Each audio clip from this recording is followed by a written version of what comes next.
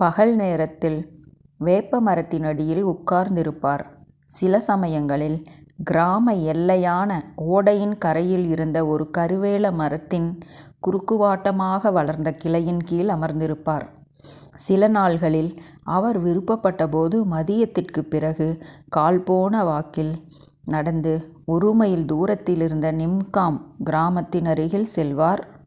புகழ்பெற்ற திரியம்பக டேங்லே நிம்காங்கினுடைய ஜாகிர்தாராக இருந்த பாபா சாஹேப் அவருடைய வம்சத்தில் பிறந்தவர். பாபா இந்த பாபா சாஹேப்பை மிகவும் நேசித்தார்.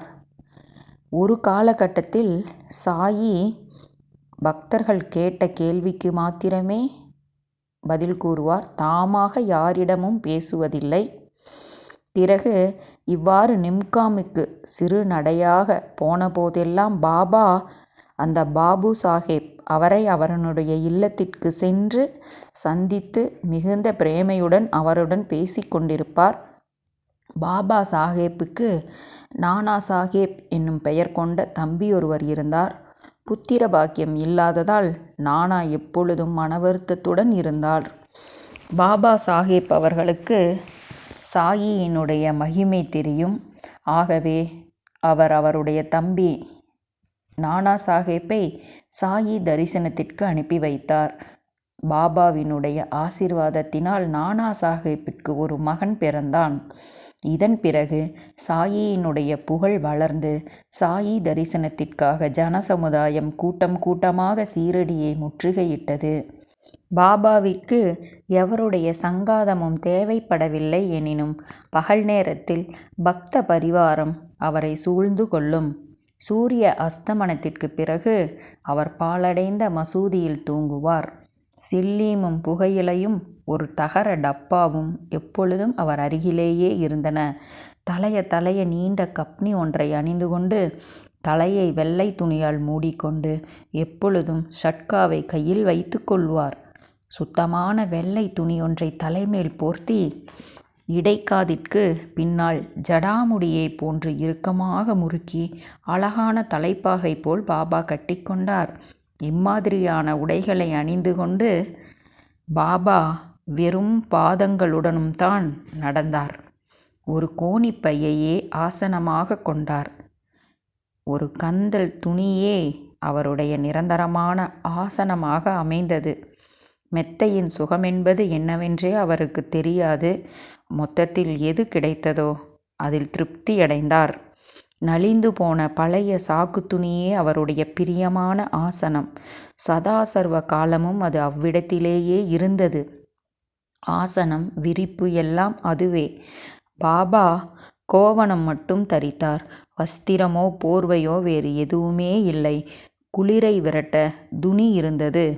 இடக்கையை கிராதியின் மீது வைத்து கொண்டு தெற்கு பார்த்தவாறு இக்கோணிப்பையை ஆசனத்தின் மீது உட்கார்ந்து கொண்டு தம்மெதிரில் இருந்த துணியையே பாபா உற்று பார்த்து கொண்டிருப்பார்.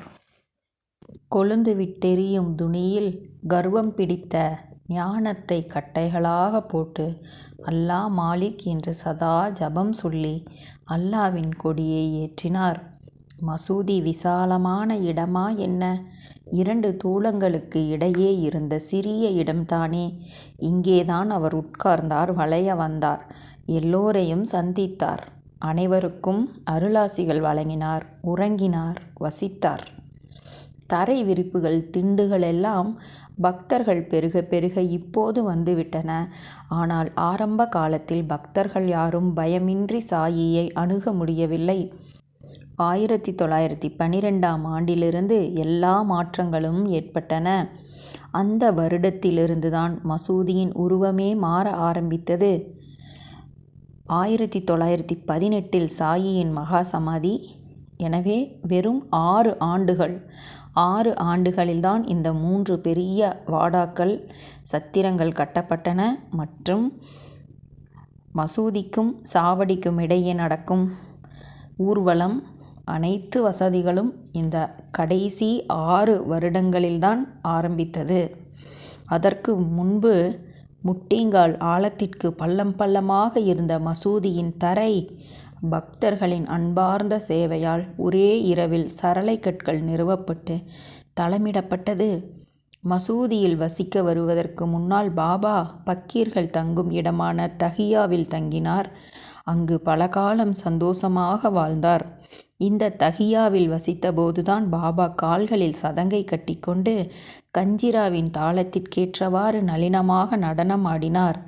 இனிமையான குரலில் பாடினார். ஆரம்ப காலத்தில் சமர்த்த சாயி விளக்குகள் பல ஏற்றுவதில் மிக ஆவல் கொண்டிருந்தார். இதற்காக தாமே போய் கடைக்காரர்களிடம் எண்ணெயை கேட்டு வாங்கி கொண்டு வந்தார். தகர டப்பாவை கையில் எடுத்து கொண்டு போய் மளிகை கடைக்காரர்களே அவர்களிடம் தாமே பிச்சை கேட்டு எண்ணெய் வாங்கி வந்து அகல் விளக்குகளில் நிரப்புவார். பிறகு அவர் கோயிலிலும் மசூதியிலும் பிரகாசமாக விளக்குகளை ஏற்றுவார். இது சில நாள்களுக்கு தொடர்ந்து நடந்து வந்தது. விளக்குகளை தொழுவதில் அவருக்கு ஆர்வம் அதிகம். விளக்குகளின் திருநாளான தீபாவளியை கொண்டாடுவார். துணியை துண்டுகளாக கிழித்து முறுக்கி திரிகளாக்கி மசூதிகளில் விளக்குகள் எரிப்பார். எண்ணெயை பொறுத்தவரை ஒவ்வொரு நாளும் இலவசமாகத்தான் கொண்டு வந்தார். கடைக்காரர்களின் மனதுக்குள் இதனால் கபடம் புகுந்து போதும் இந்த தொல்லை என்று நினைத்து எல்லோரும் ஒன்று சேர்ந்து பாபாவுக்கு எதிராக சூழ்ச்சி செய்தனர். தினமும் நடக்கும் வழக்கப்படி பாபா எண்ணெய் கேட்டுக்கொண்டு வந்தபோது அனைவரும் எண்ணெய் இல்லை என்று சொல்லிவிட்டனர். என்ன அற்புதம் விளைந்தது!